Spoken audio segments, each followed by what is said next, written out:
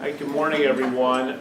We're actually going to start on time, so which for me that's a major step. So my name is Joel Rubin. I'm the State Director of the National Association of Social Workers. Some of you look familiar. I had you in classes here at one point or another, and I have been at the association for 19 years, long time. I like to say I started in the last century, and I did start in the last century. So, I have been teaching here at UIC as an adjunct for a long time, since like 2001. So I spend a lot of time here, but that's not what we're here for today. We're here to talk about licensure. I have sent a bunch of stuff around. I hope there'll be enough copies. One of the packets is about a, I don't know, 6 or 7 page double-sided document that pretty much contains most of what I'm going to present in the PowerPoint today. And then there's a bunch of other information about NASW, review course, all kinds of good stuff. All right. So let's get started. First of all, you are all graduating on when? What time? Excellent. Okay. Funny how everybody knows exactly when that is. So, all right. So, a couple things before we talk about sort of the details and stuff. Just to let you know that social work, like a lot of other professions, is a regulated profession in the United States. And obviously the most rigorous form of regulation is licensure. And so we take this very seriously here in Illinois. Social work has been a licensed profession in the state of Illinois since 1989. Not that long ago. It used to be that the main credential for social workers was something that you'll see some of the old timers like myself have on their business cards as LCSW.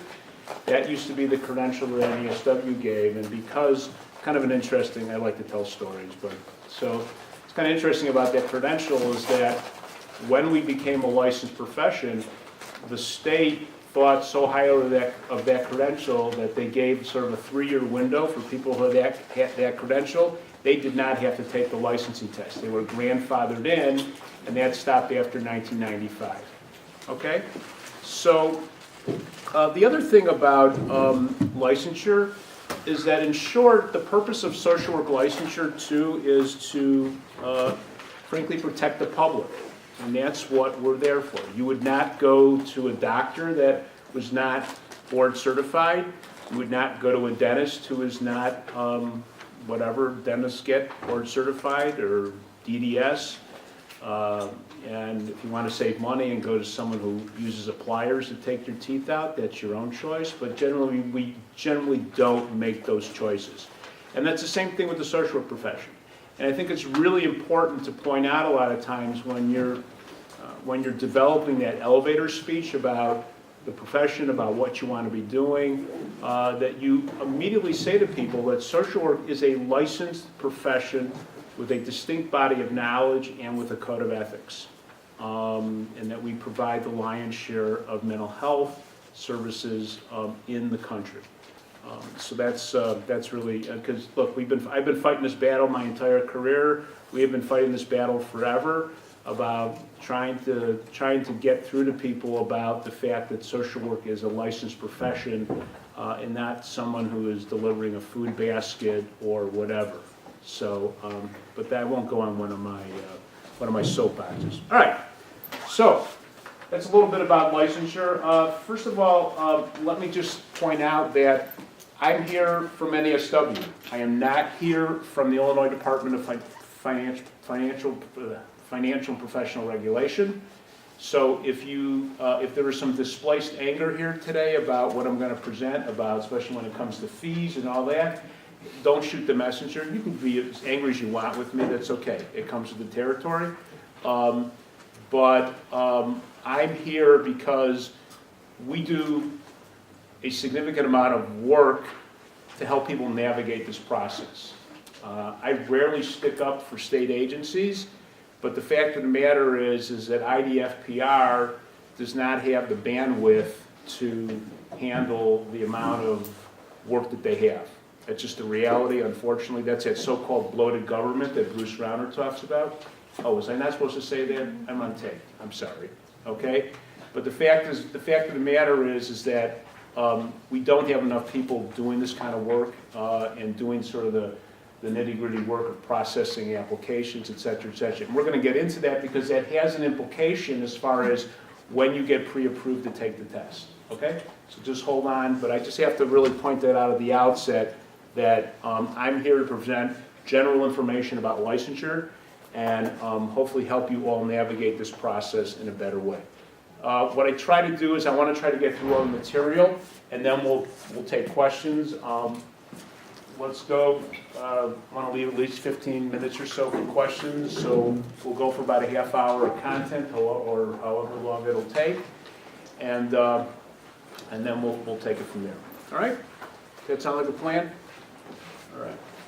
Okay, so here's all this information again is in that packet that went around. This is all the general information about IDFPR. IDFPR, not only do they regulate the social work profession, but they regulate all different kinds of professions. From, you name it, from roofers to cosmetologists to barbers, you name it. And they have an office, obviously, in Springfield, and they also have an office here downtown at the Thompson Center. All right, so there are two levels of licensure here in the state of Illinois. Some of this may be reviewed for you, some of it may not, but the two levels of licensure are the LSW and the LCSW. Some of you will be thinking about, and we'll have a discussion about this, about already sitting for the LSW exam shortly after graduation, because that's the only exam you can sit for now without clinical hours. And then the other level of licensure here in the state of Illinois is the LCSW. All right? So the LSW is a non-clinical level of licensure. I say to people all the time that when, and I'm sure that this question will come up, and I'll try to preempt it right now, but should I get my LSW right out of school? Okay, so my answer always to that is it depends on two things that we all have a significant abundance of, and that is time, and that is money, right? So other than that, everything should be fine. So an LSW, the good thing about going out and getting your LSW is that you can get it shortly after graduation, assuming you pass the test and everything. Secondly, you'll have a license. It's not a clinical license, so if you're doing any kind of clinical work at a job, you're obviously going to have to be supervised by an LCSW, and that would be the case anyway if you opted not to take the LSW right out of school. For those of you who, how many people are in whatever they're calling CHUD now? How many people are sort of in a more macro practice track here? Okay, so a lot of times the LSW is a path to go. If you think that you are, you are definitely not going to go into clinical work, then the LSW is probably the way to go. All right? Gives you a license right away, and technically, now don't freak out, but technically, according to our Practice Act, and we'll get into this, you cannot call yourself a social worker unless you have a license. That is something that's called title protection. All right? Now, don't worry, because you'll graduate and you'll hit the job market, most employers understand that. So your first job will not be so-and-so social worker, it'll be so-and-so program coordinator, case manager, or whatever. It will not say social worker. So I just wanted to clarify that, because most licensure statutes around the country are all title protected. If I don't have an MD, I can't call myself doctor. I could, I get in a lot of trouble. Same thing with a social. All right, so these are the two levels. Obviously, an LCSW allows you to practice clinically, independently. That means that if you want to start a private practice, you can already do that the second you get your LCSW. So these are the two levels of licensure. Now, unlike a lot of other states, some states have 4 or 5 levels of licensure. You go up to Wisconsin, they have like this pre-license thing. That's all these, my sense it's always try to get more fees for the state, but that's another issue. But all here in Illinois, these are the 2 levels of licensure. All right, so these are the qualifications for licensure. Now, obviously, the LSW, you do not need clinical hours to get that license. The only time you do need any kind of hours to get for an LSW is that if you had a, how many of you are BS, how many of you came in advanced standing here? Okay, so if you decided not to go back to school right away and went out to work and you wanted to get your LSW, if you only had a BSW, you'd have to accumulate hours, all right? So that really, we don't have to worry about that because you all are about to receive your MSWs. You have to fill out the paperwork on the IDFPR website.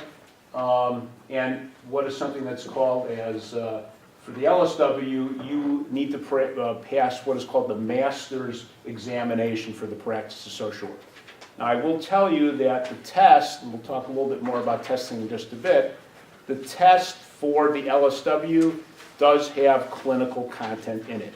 It's not just going to be like you're the CEO of an agency, you know, here's your budget, you know, those kinds of questions. All right.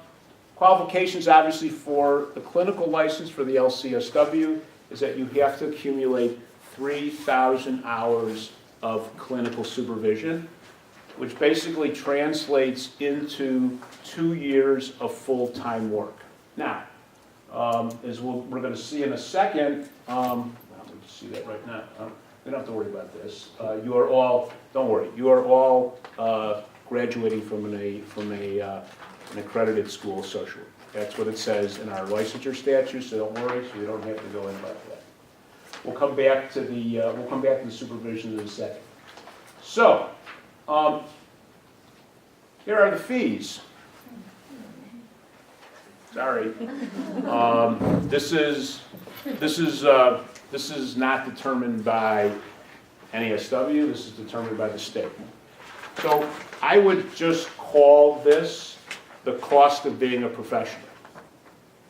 So as the journey starts and you all start looking for work, etc., these are costs. Now, one of the things that I will suggest to all of you is that when you're nearing an offer for a position, they're probably not going to give you a $20,000 signing bonus, but that'd be great if they did. But the one thing you can do is you can ask the following. I'm really amped up to start this job, and I'm really excited. I want to know if you could pay for my licensure exam and my prep for the exam, and perhaps even a membership in a professional association. Of course, NASW, but no, I'm just kidding. So, you know what? The employer can answer you in 2 ways, right? Yes or no. And the fact of the matter is, if you don't ask, you're never going to know. And my opinion is, this is pennies on the dollar. And this is the cost of doing business. If they want to bring someone in, hire someone, and most likely their first job, you may be there 3 to 5 years, but this is their investment in you as well. And as an employer, if somebody asks me a question like that, that says to me, this person is thinking about their profession, their career, so they sort of got it together. And so it's important to ask, right? That's all you can do. Who knew that you were going to get some job advice here too today? But you'll get lots of advice, hopefully, from other people as well. So these are the fees. So let's talk a little bit about, related to this, is the whole issue of supervision. So as I said, the 3,000 hours generally translates to about 2 years of full-time work. You can get your clinical supervision part-time if you decide not to go back to work full-time. You can get your clinical supervision if you're volunteering and it's clinical work. If your agency does not have an LCSW on staff, you need to find one to do your supervision. And on that, here's another piece of job search advice. You know, you're not going to get that dream job right out of school. I hate to break it to you. I felt the same way too. I thought I was, the greatest thing since sliced bread when I graduated social work school when dinosaurs roamed. But that first job, you may want to say to yourself, well, you know what, this employer is going to provide me great supervision. And if I monetize how much that cost, if I had to go out on the free market to get supervision, that's a cost as well. So you can think about that as a benefit. Because a lot of times, whatever, a Thresholds, a Metropolitan Family Services, a Trilogy, some of the bigger organizations out there, I'm just picking those, I don't have any favorites here, but they have lots of LCSWs, and it's part and parcel of your work to get the supervision. So it's something you may want to think about. So if you're weighing the job and say, oh, okay, here's agency X, and they're this great new grassroots organization that's fine, and it's probably going to be an incredible experience. And then there's sort of this more established organization that has, sort of this whole network of LCSWs, et cetera, et cetera. That's your choice. I'm just pointing out that this is a way to think about too of how because you have to in some ways be strategic. I know we get scared as hell about thinking about that, like, oh my God, I got to start thinking about what I'm going to be doing for the next many years. But you may want to, this may come into consideration. So again, you can get your supervision part-time, you can get your supervision in groups. That sometimes cuts costs, sometimes in agencies they do that because it's a lot easier. The requirement is you have to meet with your supervisor 4 hours per month, and you have to record that. Now, you can have multiple supervisors, so you start a job and 6 months later your supervisor leaves or gets promoted. You can have multiple supervisors. You can have 10 supervisors during that 3,000 hour time frame. You just need to keep a record of that, all right? So a little bit about the test. I already mentioned in an earlier slide that we have 2 levels of licensure. So the test, for those of you who are thinking of already sitting for the LSW, is the master's level test. And then the second level, sort of the highest level of licensure in the state, in Illinois, is the LCSW, is the clinical exam. Now, the test is a national test. It's administered by an organization called the Association of Social Work Boards, ASWB. They're a great organization. They have a tremendous amount of information on their website, especially, how many of you are thinking of leaving the state of Illinois? I don't know, why would you want to do that? Now, come on. All right, so wherever you're headed back, maybe it's headed back home. Some of you have had me in class, heard these really bad jokes before, so I apologize. But if you're headed to another state, you can have your test scores sent to that state.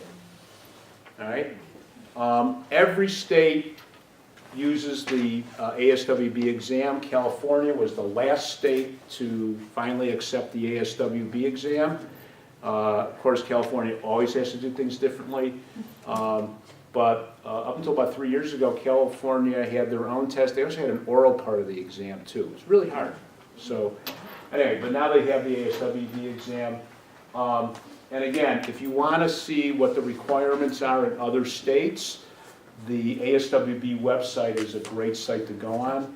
You can also, on the ASWB website, and perhaps even on the college's website, you can also see what the percentage, what is covered on the test. The percentage of like 17% is on cultural competency, 20% is on this, etc. ASWB, we're going to get the test preparation in just a little bit, but ASWB also has practice exams. They have all kinds of information. It's a really, really good website. You can look at licensure laws from any other state as well. All right, so that's a little bit about ASWB. All right, so here's, as I said already, this is the testing, and the testing is done at the testing sites all over the city. So you can pretty much be sitting in a room with all kinds of people for all different kinds of licensure. The test is going to take you, you're given 4 hours, it could take you less time, but you find out your result immediately. So sometimes that's good, sometimes that's bad. And the test is, it's a weighted score, 75 is the passing score.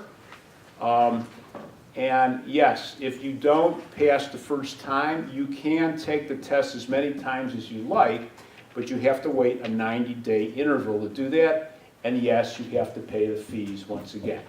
I wish it wasn't the case, but that's how the testing works. Okay, so you basically a computer screen, and that's that.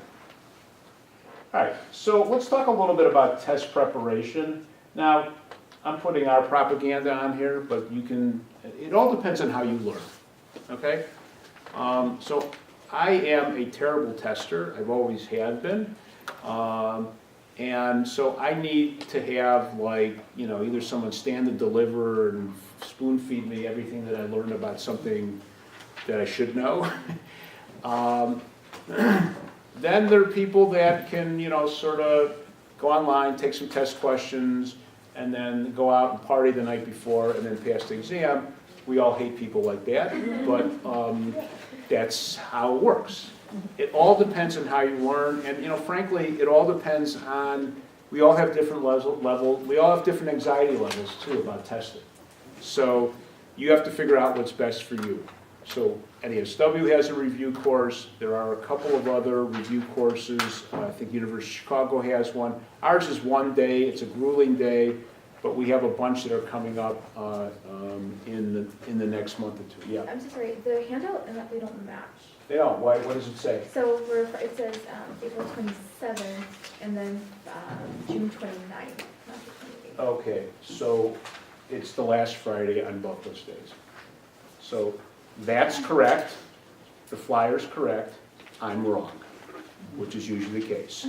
So if anybody wants to check the calendar, thanks for calling that out. That's a big problem. I always transpose things. So, all right. But the last Friday of April, yes.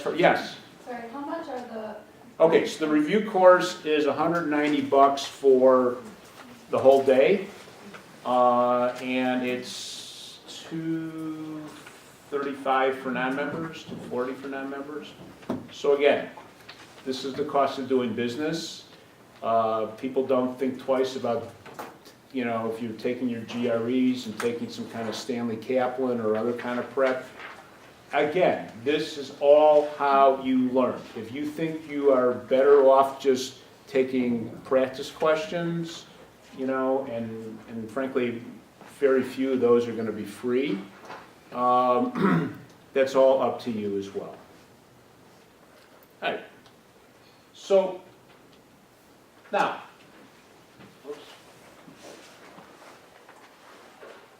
let's say that you take the exam, whether it's the LSW later in the summer, and let me just make a comment about that. So here in Illinois, you have to be pre-approved to take the test, which means that shortly after graduation, you'll have to talk and you'll have to speak to the office here at the college. They will send some kind of information down to IDFPR, affirming that you have graduated. It right now takes about 6 to 8 weeks to get pre-approved to take the exam. So like I said before, remember I made a comment about the bandwidth of IDFPR? That's how long it takes. We have complained bitterly to them. We have met with, the secretary of Brian Schneider of IDFPR, complained to him bitterly and said, we got people that have jobs in waiting for them and they need to take this test as soon as possible. That's where we're at right now. So realistically, once you get pre-approved, I would say the earliest time you could probably sit for the exam probably is sometime in August. All right? Now, that may be good for a lot of people because maybe you just want to not think about anything after school's done and just get back to, reintroducing yourself to your family and friends after a graduate degree. But that's a little bit about the pre-approval. Yeah. Okay, so my supervisors and her supervisor, none of them got their LSW. They did what you mentioned about getting a job and getting supervision from their job, and they're just accumulating hours for their LCSW. How likely do you know how likely that is in the job market to find something like that? Oh, it's very common. It's very common. Okay. So, look, no employer will expect anyone graduating from a graduate program to be licensed unless they go and get their LSW. So, you can apply for a job and they know that. They know that, you're coming in, you're newly minted MSW, and you're gonna come in and work and, whatever, have a caseload, but you're gonna be supervised by LCSWs. It's very, very common. And as I mentioned too, that your job title will not be social worker 1 or whatever. It'll be case manager or, whatever the titles are in your agency, but it won't say specifically social work until you get that license. That's very, very common, okay?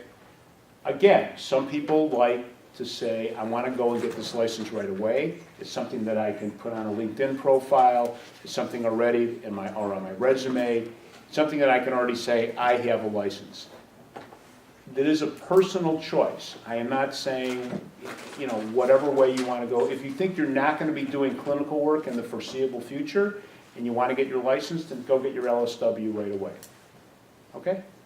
It's all up to you. Or if your employer says, I know you're not going to be doing clinical work, but sometimes hospitals are like this too. They'll say, we want you to get your LSW, and then you're not going to have a choice. Right? So it all sort of depends on sort of where you're going to be, where you're going to be headed in the the first couple of months after graduation, other than a beach reading or something. So, all right. So let's assume that you pass the exam, whether it's the LSW or the LCSW. You'll do all the paperwork, and then you are licensed. Now, a little bit about licensure here in the state of Illinois. You are bound by a couple of things once you get your license. You're obviously bound by the Code of Ethics. So if your eyeballs roll back into your head when you were studying the code and say, oh boy, we got to study this again, it's extremely important because the code is specifically mentioned in our statute, in our rules. All right? So you violate the code and you're licensed, that's a no-no, and you could lose your license. You're also bound by, obviously, our Social Work Act, which is called our Practice Act, and the company rules.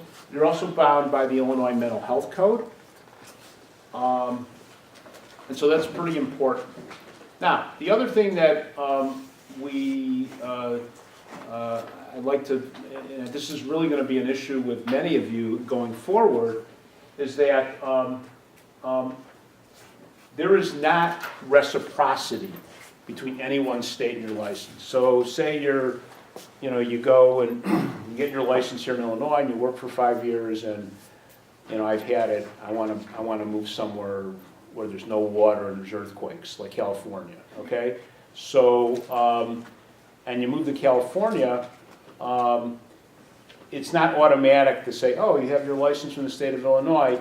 You basically have to initially contact that social work board and have them review. Now, the likelihood that you're going to have to take the test again is it's not going to happen generally. Some licensing boards in some states are easier to deal with. Some are just a pain in the you-know-what. The first thing you should do anytime if you're moving anywhere in the country is contact your local NASW chapter because they're gonna help you do, like I'm doing today, is try to give you some pointers and help you navigate this process. Now, I mention this as well because you are all on sort of you are entering a period of time now where practice is changing. And many of you, over time, are going to be, some of your practice are going, especially if you're doing clinical work, it's going to involve some kind of telehealth or telemedicine. And so that's a huge, it's a huge frontier. Unfortunately, as a profession, we're behind on that. Anyone at the VA, anyone doing okay. So the VA, you know that the VA does a lot of telemedicine. So it's a little bit different with doctors. Doctors have a medical compact. I'm not going to get into the weeds about this, but that means that if a doc at whatever, Jesse Brown VA or somewhere else is seeing someone in Arizona, Arizona is fine with their license. They recognize it because they're in this medical compact. If you are here and you're a clinician 5 years from now and you're seeing someone and she goes off to college in Connecticut she still wants to keep in touch with you, that's great. Well, the problem is that, at least for right now, if you're seeing that person in Connecticut, you will need to be licensed in that state. And it's kind of weird. Everything's fine until it's not fine. So let's say that, God forbid, that client you're seeing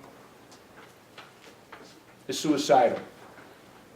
Something happens, they do an investigation, they say, oh, she was seeing this LCSW in Chicago. What's going on here? This LCSW wasn't licensed in Connecticut. So it can raise some big issues. We're not there yet, but what I'm saying is that you really need to keep your ears to the ground about this telehealth stuff because it's really where we're headed, okay? So I just wanted to bring that up. It's a long way of saying there's no reciprocity, but we're no different than any other profession. If you're a lawyer in Illinois and you're doing a lot of your work in New Jersey, you're going to have to be barred in New Jersey as well as in Illinois. Where we see a lot of people that have dual licenses, it's people who live in whatever, Northwest Indiana, they're practicing in Munster or wherever, or Cherville, or one of those villes that are along the border there. And they also work in Illinois. You have to be licensed in both states. Same thing when we see this a lot down in the Metro East St. Louis area, sort of right outside St. Louis, across the river. It's pretty much suburban St. Louis, but it's Illinois. And people who live way up north near the Wisconsin border as well. Okay, yeah? This is in regards to the reciprocity. If you took the test here and you're working towards getting your LCSW and you're getting your hours done and you get say half and you decide to move out of state, do the hours, they don't? Oh yeah, they definitely count. They do. You basically what it is that you're getting your hours from an LCSW. In that other state that you're moving to, they just want to know that whatever the equivalent of their clinical license, then that's going to be the case. So that's not a problem, as long as you're documenting and everything. Where we hear a lot of sort of horror stories are people that, worked for a long time in a setting, and maybe that state wasn't licensed, and they worked 30 years, they have all this clinical work, or they don't have their clinical hours, they can't find them, or their supervisor died. How are you gonna contact the supervisor? So just keep really good records of that. But as long as it says it's the equivalent of an LCSW, they're going to look at an LCSW in Illinois, and they're going to look at the equivalent in wherever, California, Utah, wherever you're going. So, yeah. Is it possible that it varies by state? Because I feel like I'm hoping to move to Colorado, and I feel like I looked it up, and I feel like their requirements specifically say that you have to have been supervised by someone with that state licensure. I don't know, but that seems a little odd, especially since a lot of people like to make Colorado a destination now, for a lot of reasons. I have a friend who got her LCSW last fall and is planning to move to Colorado, and she's already been approved. She just had to take a test about like the laws that are specific to Colorado, but all of her supervision hours, which she did here in Illinois, are transferring. But what if you move in the middle of it? What if you have a year's worth of supervision here and then you So- move? So what I'm gonna suggest, and I'll leave a business card, is that I will introduce you to my counterpart, Colorado, and she can help you answer those questions. Okay, All right? thank you. Sure. Okay, so no reciprocity or in the process. All right, so you get your license. Yay, I get my license. So let's say you get your license. So first of all, social workers, the licensure cycle for social work is every 2 years, and social workers, all social workers renew in the odd year in Illinois. It's always an odd year in Illinois, but we all renew in the odd year. So the last licensure cycle ended November 30th, 2017. We are right now in a new cycle which started December 1, 2017, and runs to November 30th, 2019, 2 years. During those any 2-year period, you have to accumulate 30 continuing education units. And probably what you've all seen in your agencies, or if you've worked before you came to back to school, your agency does in-services, they give out CEUs, etc. So in Illinois, and this varies per state, you have to have 30 continuing education units every 2 years. 30 CEUs basically means 30 clock hours. 15 of those have to be in a face-to-face manner, and 15 can be online, non-face-to-face manner. Three of the 30 have to be in the area of ethics, and 3 have to be in the area of cultural competence. All right? Now, what happens when you're a newly minted licensee is that you get a little bit of a break. So, say I get let's take someone who's going to take their LSW, and you get your license, and by September everything's okay. So from September 2018 until November 30th, what did I say? Is from September 2018 till November 30th, 2019, you do not have to get any CEUs, okay? Think of it like a tournament, you got to buy, right? We're in tournament time, right? So you get a buy, so you don't have to accumulate any of your CEUs. It's kind of a, nice way to say, congratulations, you don't have to accumulate any CEUs. Thereafter, you have to accumulate 30 CEUs. And CEUs you should really take that seriously and sometimes people take continuing education as like, oh my God, I got to get this, or I wait till the last minute. The profession continually evolves, and it continually gets more complicated, and the kinds of things and issues and cases and clients that you're going to see will always evolve and get more complicated. So you always have to be keeping up on things.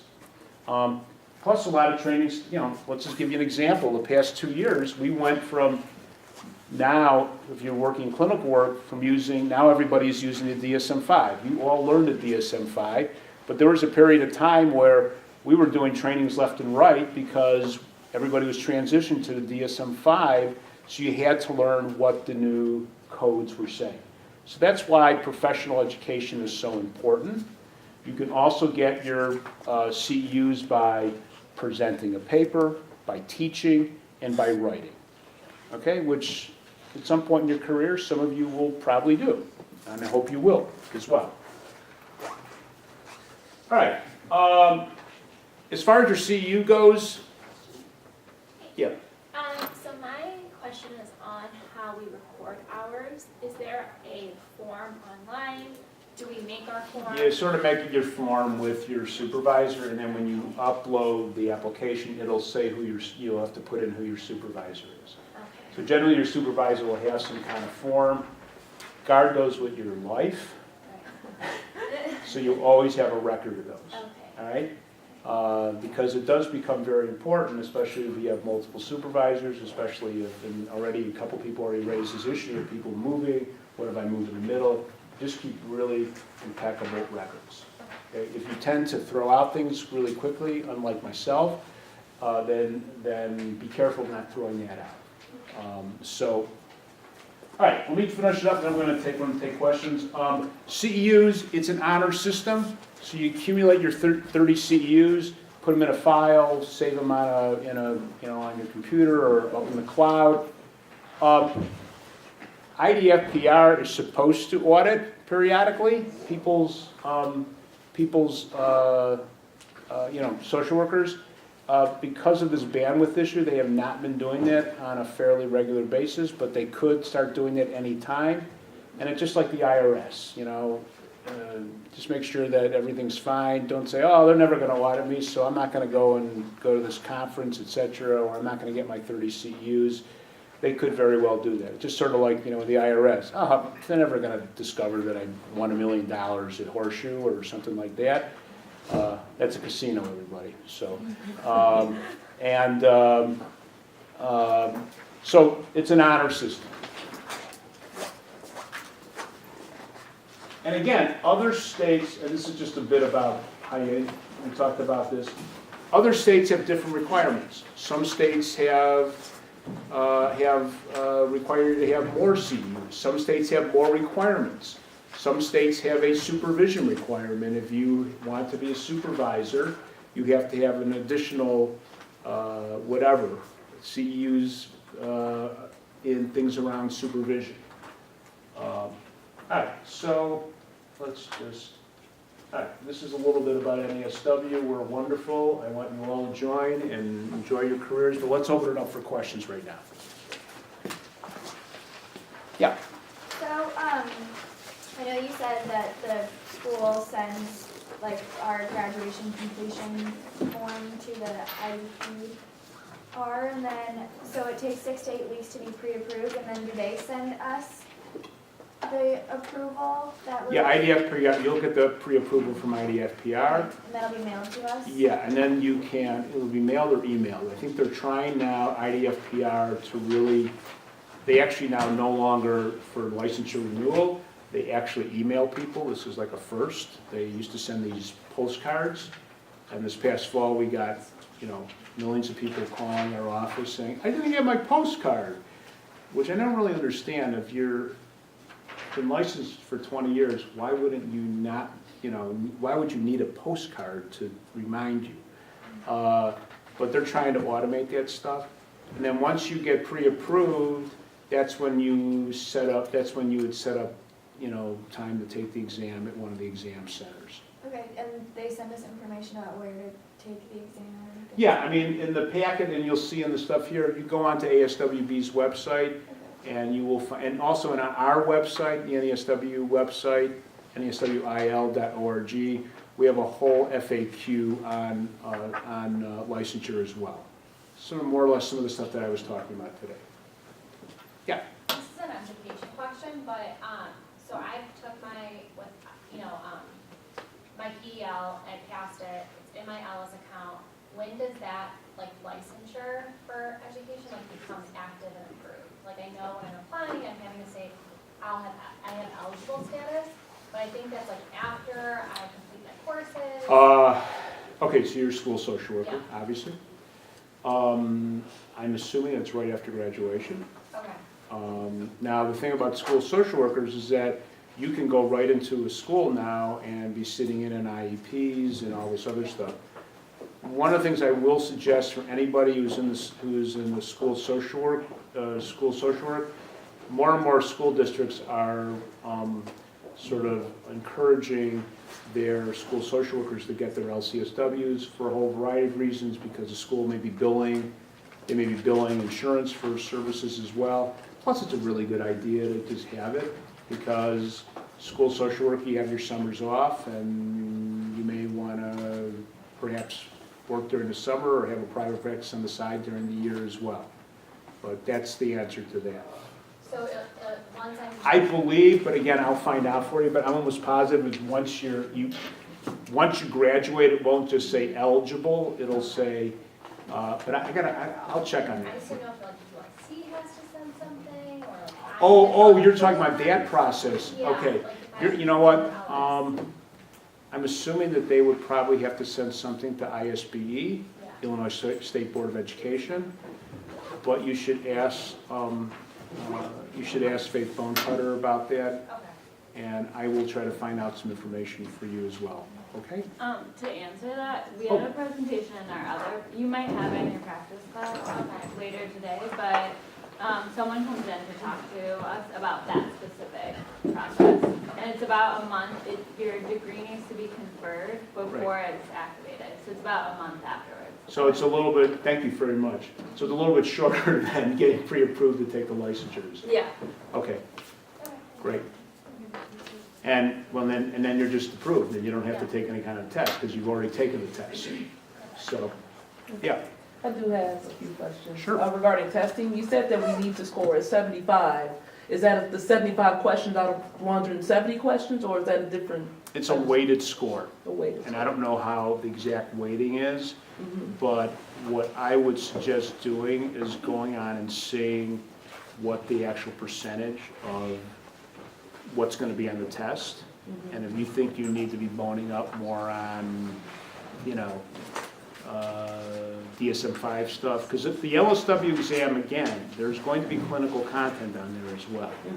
So, but it's a weighted score. Okay.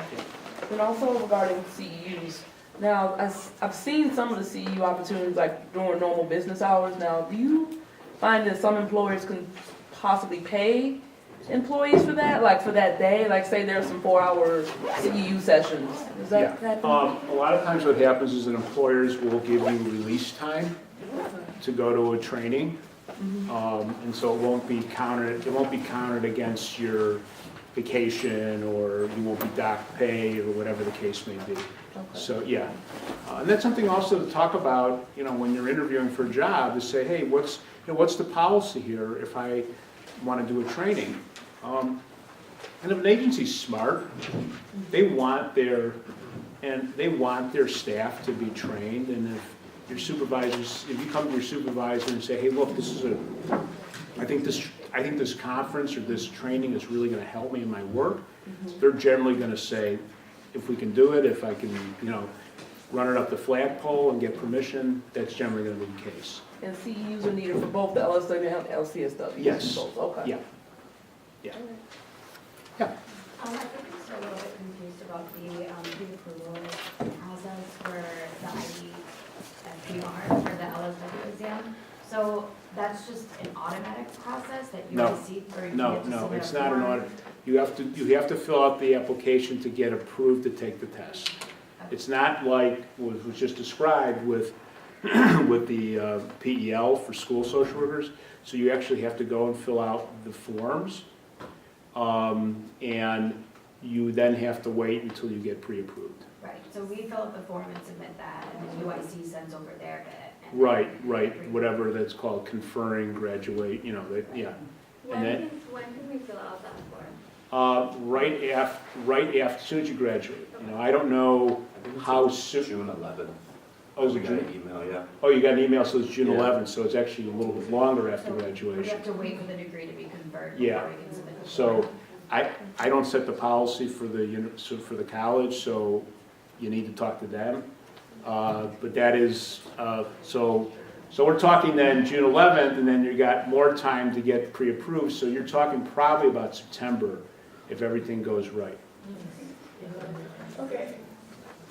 You know what, that's the policy, you may wanna see why it is June 11th and not May Yeah, it says the form cannot be completed until your degree is conferred starting Monday, June 11th. Okay, so that may meet just the time that they need to get all the paperwork done and sent down to IDPR. Sorry, I wish I had a better They said answer. to study while you wait. Yeah. Did you have a time frame? Once you're approved, do you have a time frame you have to take the exam? Like, Once you're approved to take the exam, you can, when you feel you're ready to take it, some people may wait a couple months after that because they want to study, they want to maybe take a review course, they want to do something else. Or they want to take it right away because they may not have a choice. Their employer says, we want you to take this test, so go ahead and take it. But once you're pre-approved, you can wait a couple of months and, take it, take it when you feel you're ready. And where are the sites to take the? We'll come back to you.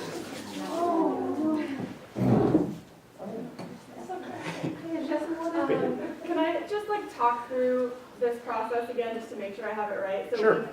we can fill out this form to apply on June 11th, once our degree is conferred. Once we fill out this form, then the university sends our degree to the IDF, whatever, and then for pre-approval, and that takes 6 to 8 weeks to be approved, and then once we're approved, they send that to us, and then we can sign up to sit for the exam. Right, you have to actually send your application down to IDFPR. They will have, What application? you have to apply, Oh, we do that personally. there. Yeah, you Okay, have to I thought it was apply, like- you have to apply to Okay. IDFPR to get pre-approved. The conferring of the degree is what they do, and that way, once you apply, they will match that information up when they get the application. You basically have to fill out an application to get approval to take the test. And it wasn't Right, only, but with UIC or with the? no, IDFPR. UIC has nothing to do with the licensure, the actual pre-approval for the exam. UIC's role here is to send information down to IDFPR to confer that you've graduated. I understand that. I guess my question is, is there like something that we need to fill out with UIC to request? Yeah, you can read that. I don't know, each school does it differently, because some schools actually give their students the actual form from IDFPR, fill it out, and they mail it to it. So if you want to, if that email went out to people, that will clear that up as well. You may want to read it. Yeah.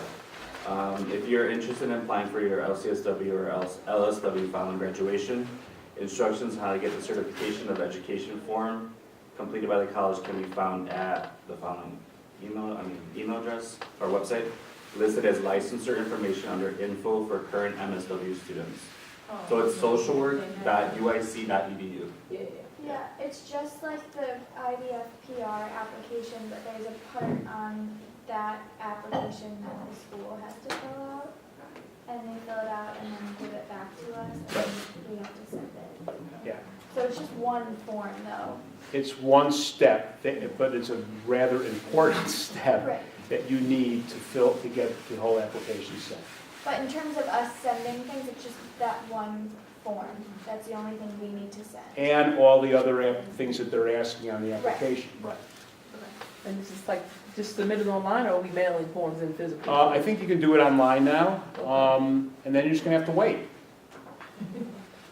I mean, look, I know, there is no, I can tell you as someone who spends their entire life advocating for all kinds of issues in the profession, we have ad nauseum been driving the department crazy about this. It's, for the time being, it's not going to change. Let's elect a new governor, maybe it will change, okay?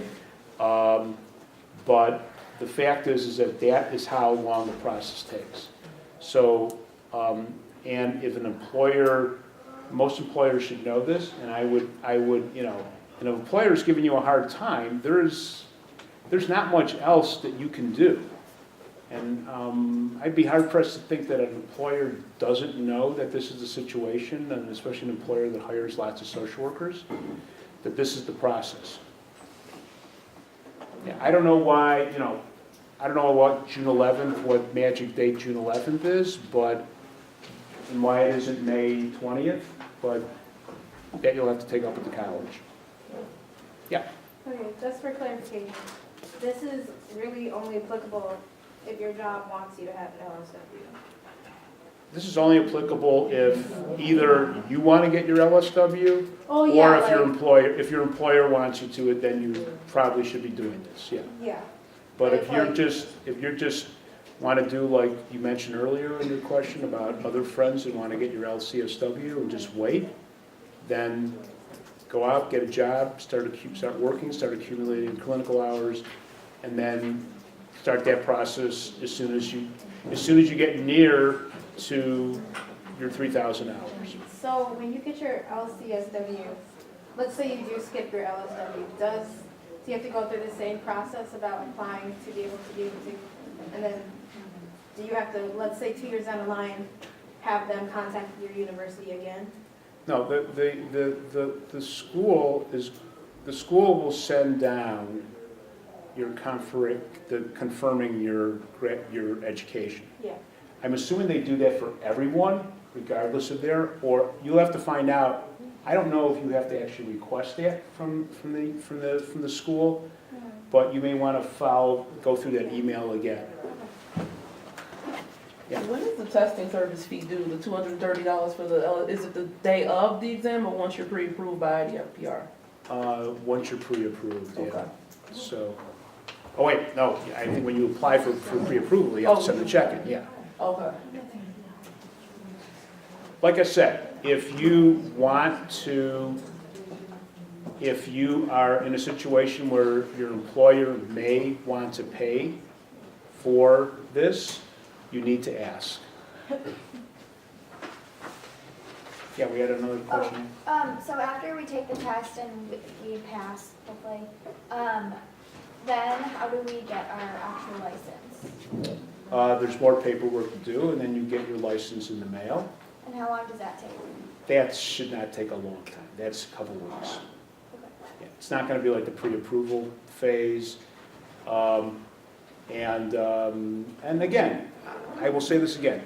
It is a personal choice whether or not you want to go for the LSW right now. It is a nice thing to have shortly after graduation, to have that in your toolbox of here's me, here's what I do, etc.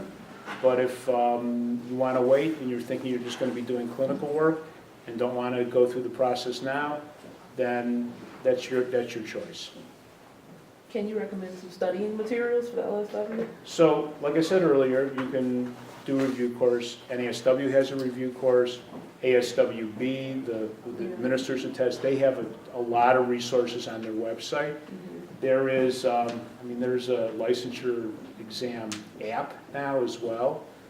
And it really all depends on how you learn. If you learn better by taking a class, then take a review course. If you learn better by, I'm going to go over the materials from all my studies. Sometimes it's handy to do a review course because it's very concise. It'll tell you exactly what's on the test. It will, review course. We've all gotten a good education here, but sometimes a review course is very helpful to sort of pull it all together. All right, I'm going to leave some cards here, folks, if you have any questions. So I wish everyone the best and good luck. And you just got 2 more months, or less than 2 months, and you are gone. It's a good thing. So. Thank you.